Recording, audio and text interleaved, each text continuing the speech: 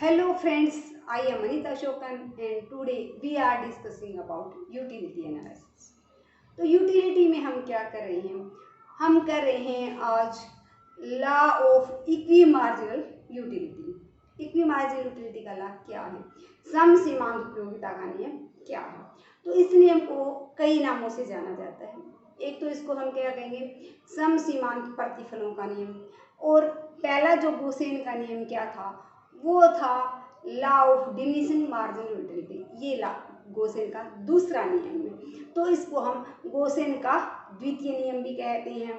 इसको विचारवान उपभोक्ता का नियम भी कहते हैं। क्यों कहते हैं? कि उपभोक्ता हर स्टेप सोच समझ कर उठाएगा कि ये खरीदूं, कंपैरिजन करेगा, तो इसलिए इसको विचारवान उपभोक्ता का नियम भी कहते हैं। इसको अधिकतम संतुष्टि का नियम भी कहते हैं कि वो इस प्रकार से खर्च करेगा कि उसको मैक्सिमम सेटिस्फेक्शन मिल सके। इसे हम अर्थशास्त्र का नियम भी कहते हैं कि ये जो अर्थशास्त्र की मुख्य विचारधारा पर बेस्ड है, तो अर्थशास्त्र का नियम भी कहते हैं। इसे हम प्रतिस्थापन का नियम भी कहते हैं, लॉ ऑफ सब्स्टिट्यूट। तो इसमें हम वो एक वस्तु के स्थान पर दूसरी वस्तु को तब तक बदलता रहता है जब तक कि दोनों से मिलने वाली सीमांत उपयोगिता बराबर न हो जाए, इसलिए इसको हम क्या कहते हैं? प्रतिस्थापन का नियम भी कहते हैं। तो कई नामों से हमने इसको जान लिया। हर नाम को के मतलब इसको जिस भी नाम से पुकारा जाता है उसका हर क्या क्या होता है, कोई ना कोई रीजन होता है कि किस कारण उसका ये नाम पड़ा। अब हम देखते हैं कि इक्वी मार्जिनल यूटिलिटी का नियम जो है वो क्या है, सम सीमांत उपयोगिता क्या है। ये क्या कहता है? ये नियम कहता है कि दो वस्तुएं हैं, उन पर किसी व्यक्ति को खर्च करना है, तो वो विभिन्न वस्तु ले लो या दो वस्तु पर अपने रुपए को इस प्रकार से खर्च करेगा कि प्रत्येक वस्तु पर खर्च किए गए रुपए की अंतिम इकाई से उसे बराबर सीमांत उपयोगिता प्राप्त हो। कि प्रत्येक रुपए पर कि कोई भी उपभोक्ता अपनी आय को इस प्रकार से विभिन्न वस्तुओं पर खर्च करेगा कि प्रत्येक वस्तु पर खर्च की गए रुपए की अंतिम इकाई से जो उपयोगिता मिलती है वो सभी में क्या होगी? बराबर होगी। तो एक एग्जांपल्स हम लेते हैं, उस एग्जांपल्स के द्वारा हम इसको क्या करेंगे, देखेंगे। हम कोई भी हम क्या ले सकते हैं? दो वस्तुएं ले सकते हैं। यहाँ पर एप्पल्स हम ले लेंगे, यहाँ पर orange. Utility from Apple and utility gain from orange, कि ऑरेंज से जो हमें उपयोगिता मिली वो, और एप्पल से, कोई एप्पल्स खाने का बहुत ज़्यादा शौकीन है, तो एप्पल से उसे 12 यूटी मिली है, यहाँ उसे 10 मिली है, फिर उसे यहाँ 10 है, यहाँ पर उसकी 8 है, यहाँ पर 8 है, यहाँ पर 6 है, यहाँ पर 6 है, तो यहाँ पर 4 है। अब उसके पास 5 रुपीज़ हैं जो उसको स्पेंड करने हैं, कि 5 रुपीज़ वो किस प्रकार से खर्च करे। दोनों का जो रेट है वो सेम है, 1 रुपीज़ की वो मान लो आ रही हैं। तो ये तो हमने सिर्फ समझने के लिए है। तो ये हम क्या ले रहे हैं? हमारी एक इमेजिनेशन है। डाटा कभी भी रियल नहीं होते, वो हाइपोथेटिकल होते हैं कि अपनी तरफ से हम क्या कर लेते, अज्यूम कर लेते कुछ भी समझाने के लिए। तो ये नहीं है कि रखिए 12 10 है, कुछ भी ले लो आप, ये 200 400 कुछ भी हम ले सकते हैं। तो अब क्या है? पहला रुपया वो डेफिनेट है कि एप्पल पर खर्च करेगा, तो फर्स्ट। अब दूसरे में क्या हो सकता है? दूसरा रुपया भी हो सकता है वो एप्पल पर ही खर्च करे, लेकिन तीसरा रुपया वो कहाँ पर? ऑरेंज पर खर्च करेगा, क्योंकि अब इसकी उपयोगिता क्या हो रही है? कम हो रही है। तो हमने घटती सीमांत उपयोगिता के नियम में क्या देखा था? जैसे जैसे मात्रा बढ़ जाती है उसकी उपयोगिता क्या हो जाती है? कम हो जाती है। तो एप्पल उसके पास 2 आ चुके हैं तो उसकी उपयोगिता तीसरे एप्पल की कम होगी, तो उससे जो यूटिलिटी मिली वो कम मिली है, तो तीसरा रुपया वो यहाँ खर्च करेगा, चौथा वो यहाँ पर खर्च कर सकता है, और पांचवा वो वहां पर खर्च कर सकता है। तो देखिएगा, हमने माना था कि हमारा उपभोक्ता विचारवान है, वस्तुओं की वो इकाइयों में तोड़ तोड़ कर हम प्रयोग कर सकते हैं। तो जो अजम्पशन थी वो चाहे law of diminishing marginal utility थी या इक्वी मार्जिनल यूटिलिटी थी, बार बार रिपीट करने के बजाय अजम्पशन सभी में क्या रहती हैं? यूटिलिटी में वो सेम रहती हैं। तो यहाँ भी वही अजम्पशन है। अब हमने देखा कि हमने 3 रुपए तो किस पर खर्च किए, एप्पल पर खर्च किए और 2 रुपए। आखिरी रुपया जो एप्पल पर खर्च किया उससे मार्जिनल यूटिलिटी कितनी मिली? 8 मिली। और आखिरी रुपया जो ऑरेंज पर खर्च हुआ उससे भी 8 मिली। तो दोनों की सीमांत उपयोगिता आखिरी रुपए से क्या है? बराबर है। तो ये क्या बताता है? Law of equi marginal utility. तो यही तो कहता है वो कि जब अंतिम रुपया आप खर्च करोगे, ये 2 वस्तु लिए हम 3 वस्तुओं में ले सकते हैं, 4 भी ले सकते हैं, तो वो थोड़ा सा कॉम्प्लिकेटेड हो जाता है। तो हम क्या करते हैं, समझने के लिए सिर्फ 2 ही वस्तु ले लेते हैं, जो हम कर लेते हैं कि 2 वस्तु हमने ली है। तो यहाँ पर उसने ये बताया कि जो खर्च किया है उस रुपए की अंतिम इकाई से दोनों से क्या हो रही है, हमें समान सीमांत उपयोगिता मिल रही है। अब देखिएगा, यदि वो यहाँ पर टोटल यूटिलिटी इससे कितनी मिल रही है हमारी? 30। 12 + 10 + 8, तो ये हमारी 30 उपयोगिता उसको 3 रुपये खर्च करने से मिल गई। ऑरेंज कर उसने 2 रुपये खर्च किए, तो यहाँ पर 18 मिल गई। अब हमारा टोटल यूटिलिटी हमारी क्या होगी? Total utility is equal to utility by apple plus utility by orange. Apple से जो मिली और ऑरेंज को मिली से जो मिली उसको हम क्या कर देंगे? ऐड कर देंगे। तो प्लस हमारा क्या हो गया? 18, 48 हमें मिली। तो ये हमारी मैक्सिमम सेटिस्फैक्शन है उसकी। वो रैशनल ह्यूमन बीइंग है, उसने सोच समझ के इस प्रकार खर्च किया है। वो तो यहाँ पर वो इसलिए तो उसको क्या कहते हैं कि अधिकतम संतुष्टि का, कि मैक्सिमम सेटिस्फैक्शन उसने प्राप्त कर ली। यदि वो यहाँ पर खर्च न करके यहाँ पर 1 रुपया 2 रुपये खर्च किए थे, 1 रुपया कम खर्च कर दे, यहाँ पर 1 रुपया ज्यादा खर्च कर दे, तो इसकी यूटिलिटी हमारी 48 नहीं -2 कितनी हो जाएगी? 46 हो जाएगी। तो यहाँ पर वो अधिकतम पॉइंट पर नहीं होगा, उसकी टोटल जो यूटिलिटी है वो क्या हो जाएगी? पहले के कंपेरिजन में कम हो जाएगी। तो सीमांत उपयोगिता का नियम कहता है कि आखिरी इकाई पर वो रुपए की आखिरी इकाई को इस प्रकार खर्च करता है विभिन्न वस्तुओं पर कि उनसे मिलने वाली जो सीमांत उपयोगिता वो क्या होती है? बराबर होती है। तो ये तो था ये नियम। अब इस नियम की जो हम इम्पोर्टेंस कह सकते हैं, उपयोगिता कह सकते हैं, वो कहाँ कहाँ हो सकती है? देखो, इसका प्रैक्टिकल लाइफ में, प्रैक्टिकल के साथ साथ प्रैक्टिकल लाइफ में हर फील्ड में इसकी इम्पोर्टेंस है। पहला हम किसके लिए देख सकते हैं? पहला हम प्रोड्यूसर के लिए देख सकते हैं कि जो उत्पादक है वो क्या करता है, किसका प्रयोग करता है? वो फैक्टर ऑफ प्रोडक्शन का यूज करके क्या करता है? प्रोडक्शन करता है। भूमि है, पूंजी है, श्रम, इनका प्रयोग करेगा और वस्तु का उत्पादन कर लेगा। तो उसके लिए क्या है कि उसके लिए जरूरी है कि सभी से, भूमि है, पूंजी है, श्रम है, इनसे उसको क्या मिले? समान मात्रा का सीमांत उत्पादन मिले। इसके लिए वो क्या करता है? एक दूसरे को, कि हमारा श्रम के स्थान पर वो किसका? कैपिटल को तब तक सब्स्टिट्यूट करता जाता है जब तक कि उनसे मिलने वाली उपयोगिता बराबर न हो जाए। कि मार्जिनल उपयोगिता, सीमांत जो उपयोगिता उनसे मिल रही है उसको श्रमिक से मिल रही है, उसको पूंजी से मिल रही है। कि कोई काम वो मशीन से करवा रहा है या फिर श्रमिक से, एक दूसरे को तब तक सब्स्टिट्यूट करता रहेगा। श्रम के स्थान पर हमारी क्या है? पूंजी लगाएगा, पूंजी के स्थान पर, जब तक उनसे मिलने वाली उपयोगिता उसके लिए बराबर नहीं हो जाती। तो ये प्रोड्यूसर के लिए होगा। अब हमारा कंज्यूमर के लिए है। कंज्यूमर क्या करता है? वस्तु और सेवाओं का प्रयोग करने वाला व्यक्ति होता है। तो वो एक वस्तु के स्थान पर दूसरी वस्तु को तब तक सब्स्टिट्यूट करता रहता है जब तक कि आखिरी इकाई रुपए की जो खर्च करता है उससे उसको बराबर सीमांत उपयोगिता न मिल जाए। कि वो देखता रहता है कौन सी वस्तु सस्ती है, किसका जगह पर मैं क्या यूज कर सकता हूँ कि मेरी मैक्सिमम सेटिस्फैक्शन भी मिले और उसके साथ साथ आखिरी इकाई रुपए की खर्च करूँ तो दोनों से क्या मिले? मुझे बराबर संतुष्टि मिले।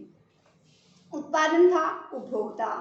अब हमारा वितरण, डिस्ट्रीब्यूशन। डिस्ट्रीब्यूशन किसका? जब भी हम डिस्ट्रीब्यूशन की बात मैक्रो इकोनॉमिक्स में या माइक्रो इकोनॉमिक्स में, जहां भी इकोनॉमिक्स में डिस्ट्रीब्यूशन की बात आती है तो वो किसका डिस्ट्रीब्यूशन है? नेचुरल इनकम का। कि राष्ट्रीय आय का बंटवारे की जब भी बात की जाती है तो राष्ट्रीय आय का बंटवारा किसमें किया जाता है?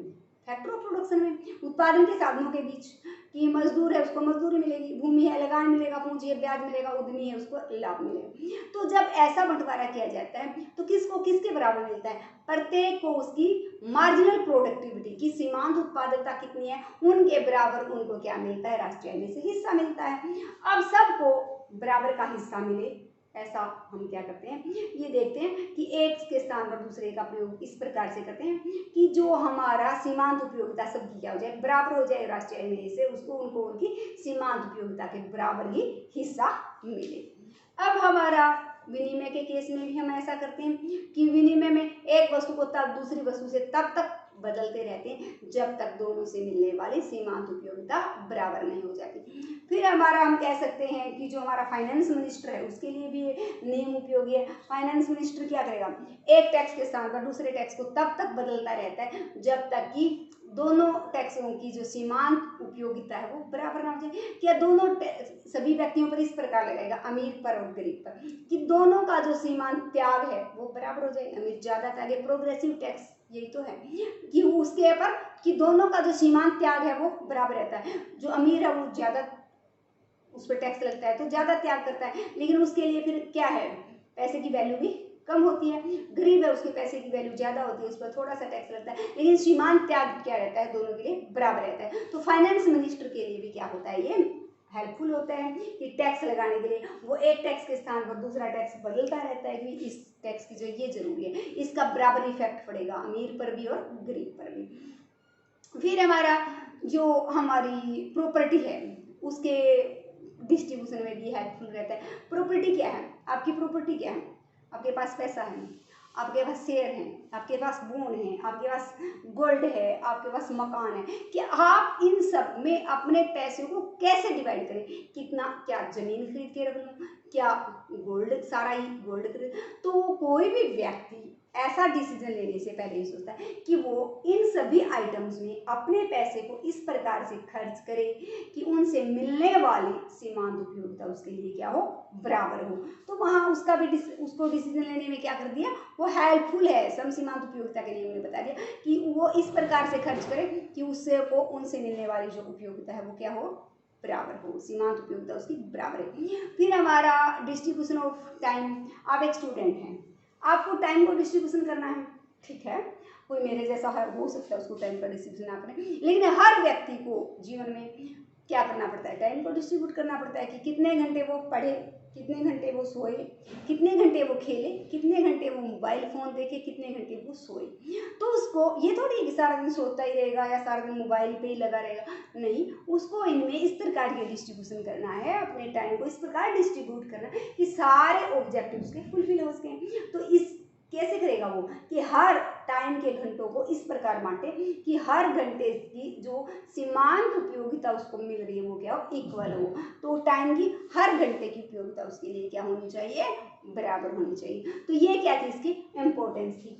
अब इसको आप डायग्रामेटिक रिप्रेजेंट कर सकते हो यदि आप इच्छो। तो यहाँ पर हमारा क्या है, रूपी, इस साइड भी, यहाँ पर हम लेंगे यूटिलिटी, इस साइड यूटिलिटी। अब हमने क्या किया था, एक साइड तो हमने क्या लिया था एप्पल, मैं एप्पल इस साइड ले रही हूँ। एप्पल की आखिरी इकाई से उपयोगिता मिली मुझे 8, इस साइड हमारी दोनों साइड ही यूटिलिटी है, यूटिलिटी। अब 8 यूटिलिटी है, पर रुपीज कितना था, 1 2 3, यहाँ पर हमने कितने रुपीज खर्च किए हैं, 3 रुपीज खर्च किए हैं। तो ये हमारी क्या थी, मार्जिनल यूटिलिटी।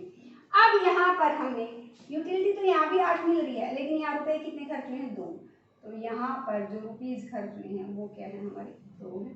लेकिन margin utility of orange, margin utility of Apple, तो मार्जिन यूटिलिटी तो सेम है, हमारी 8 ही है। तो ये हमारा क्या है, सम सीमांत उपयोगिता का नियम है। अब इसकी क्रिटिसिज्म है, लिमिटेशन कह लो, वो सेम है। गैर की सीमांत उपयोगिता के नियम में जो हमने किया था वही इसकी है कि मुद्रा की सीमांत उपयोगिता स्थिर नहीं होती, वो क्या होती है, अमीरों के लिए कम होती है, गरीबों के लिए ज़्यादा, जबकि इसमें अजम्पशन में हम मान लेते हैं कि marginal utility of money remain same, जबकि ऐसा नहीं होता। वस्तुएं डिविजिबल हैं, ऐसा भी नहीं होता। फ्रिज है, ये डिविजिबल नहीं होता, हमें सिर्फ एक ही चाहिए, तो उसको कैसे डिस्ट्रीब्यूट करें। उसी प्रकार से बहुत सारी जो अजम्पशन हमने ली थी, जो हमने वहाँ क्रिटिसाइज किया था, यहाँ भी हम उनको एक एक को उठाकर क्या करेंगे, क्रिटिसाइज करेंगे कि ऐसा उपभोक्ता को क्या मान लिया, एक कैलकुलेटर मान लिया कि इससे इतनी उपयोगिता मिलती है, इससे इतनी उपयोगिता, मेरे जैसा पागल ऐसा भी हो सकता है कि कोई एक चीज़ देखी उठाकर ले आया। तो हर व्यक्ति मनुष्य जो है कैलकुलेटर की तरह काम नहीं करता, वो आलसी भी होते हैं बहुत सारे, वो कैलकुलेशन करना पसंद ही नहीं करते। तो वो जो क्रिटिसिज्म हमने law of diminishing marginal utility में की थी, वो क्रिटिसिज्म आप यहाँ पर क्या लिख दोगे, सेम लिमिटेशन आ जाती है, तो वो सेम की सेम आप लिखो। अब नेक्स्ट जो है वो है हमारा कंज्यूमर इक्विलिब्रियम। तो क्या है हमारा कंज्यूमर इक्विलिब्रियम? कंज्यूमर को हमने देखा ही है कि वो व्यक्ति जो किसी वस्तु की उपयोगिता का प्रयोग करता है उसको हम क्या कहते हैं, कंज्यूमर कहते हैं। अब वो इक्विलिब्रियम क्या पर होता है, तो देखिएगा,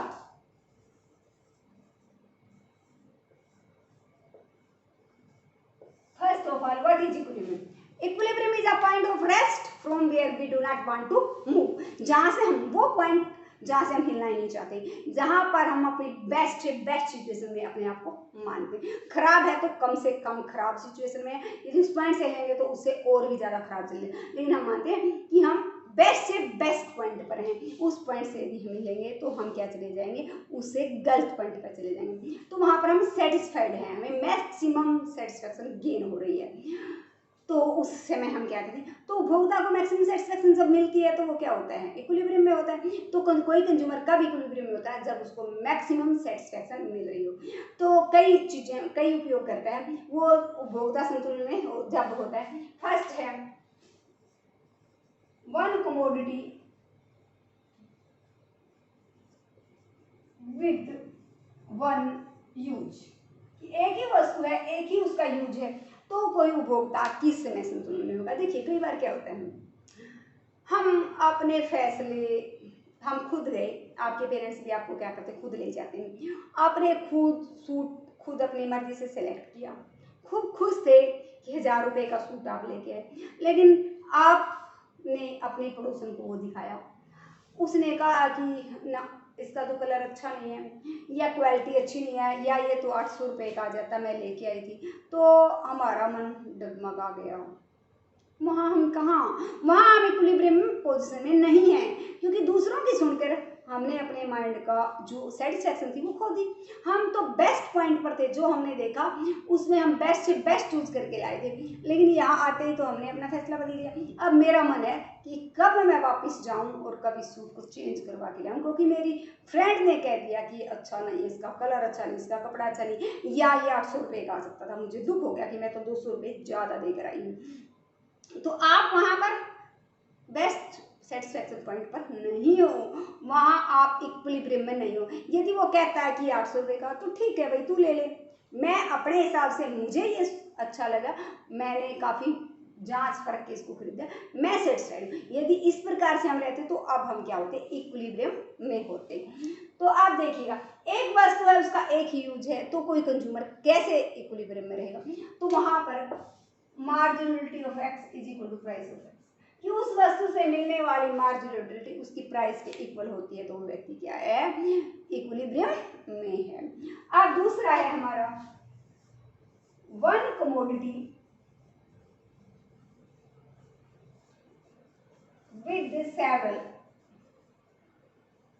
use, one commodity with several uses, एक ही वस्तु है उसके यूज कई हैं। दूध है, एक है, यूज क्या है, दही जमा लो, पी लो, चाय बना लो, आइसक्रीम जमा लो, पनीर निकालो, कितने ही रसगुल्ले बना लो, बहुत सारे यूज हैं। तो वहां वो क्या करेगा, marginality of x A use, x वस्तु की ए यूज में marginality is equal to marginality x दिखने की जगह marginality A use, marginality in B use equal to marginality in C use, marginality N use, कितने यूज हैं उसके। तो सभी से जब मार्जिनलिटी इक्वल है तो उसको हम क्या कहेंगे कि उपभोक्ता क्या है हमारा, सेटिस्फाइड है, वो इक्विलिब्रियम में है। मैक्सिमम सेटिस्फैक्शन का मतलब ही है कि वो इक्विलिब्रियम हो, ना रो रहा है, ना वो चिल्ला रहा है, ना उसको दुख हो रहा है, ना किसी को, सेटिस्फाइड है, हंस रहा है कि मैंने बेस्ट किया है अपना। अब हमारा क्या होता है, सेवरल कमोडिटी,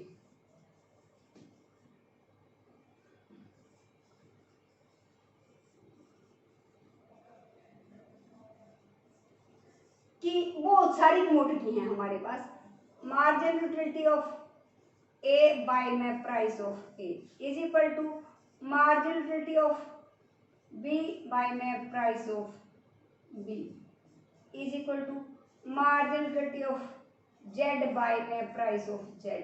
ये करके हम लिख सकते हैं marginal utility of N by में प्राइस ऑफ N, कि उनकी प्राइस से रेशो जो है सभी का क्या होगा, इक्वल होगा। तो उपभोक्ता क्या होगा, संतुलन में होगा, वो सेटिस्फाइड होगा।